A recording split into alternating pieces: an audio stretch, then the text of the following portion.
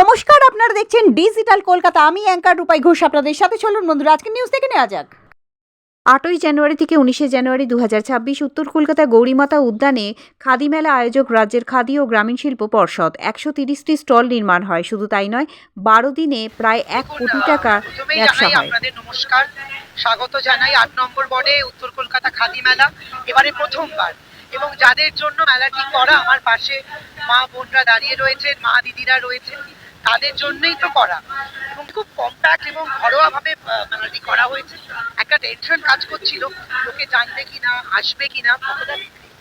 কিন্তু ভালো লাগছে দেখে যে সবাই এসেছে, প্রচার আমরা করতে পেরেছি। এইটাই আমাদের কাছে মানে বলতে পারি গ্র্যান্ড সাকসেস। আপনার খাদি মেলার সমাপ্তি কি বলবেন?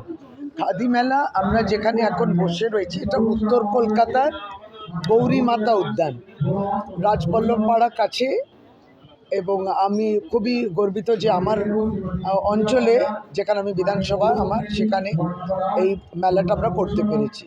খাদি বোর্ড, যার চেয়ারম্যান মাননীয় বিধায়ক শ্রী কল্লোল খান, এবং যেদিনকে সূচনা হয়, প্রায় এটা 16 দিন ব্যাপী হয়েছে।